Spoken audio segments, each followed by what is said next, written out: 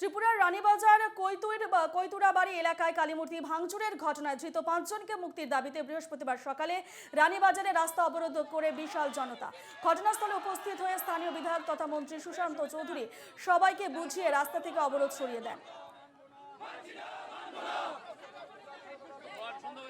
আমরা বিস্তারিত জানবো। ফোন লাইনে রয়েছেন আমাদের আগরতলার প্রতিনিধি সুদীপ।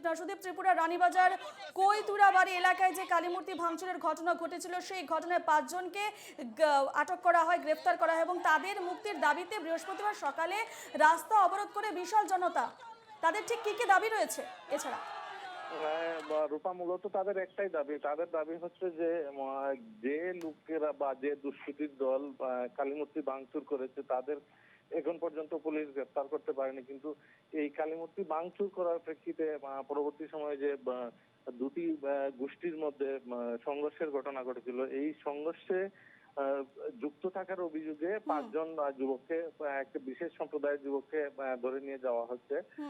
এটা তারা মেনে নিতে পারছে না, তাই তারা দাবি জানিয়েছে যে তাদেরকে, যাদের ধরে নেওয়া হচ্ছে তাদেরকে ছেড়ে দিতে হবে এবং অবিলম্বে যে ঘটনাকে কেন্দ্র করে, মূলত কালীমূর্তি ভাঙচুরের ঘটনাকে কেন্দ্র করে শুরু এই ঘটনার সূত্রপাত, তাই কালীমূর্তি ভাঙচুরের সাথে যারা জড়িত তাদেরকে আগে গ্রেফতার করতে হবে।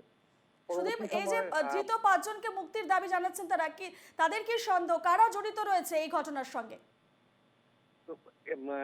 যে লোকেরা আন্দোলন করছে তাদের বক্তব্য হলো যে পুলিশ এই ঘটনা নিয়ে পাল্টা মামলা উভয় গোষ্ঠীর তরফে করা হয়েছে।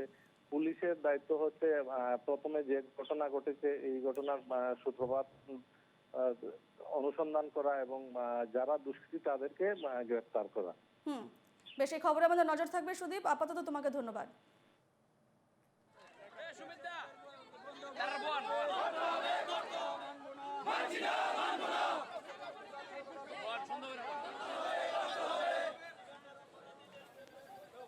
আমি করতেছি তো।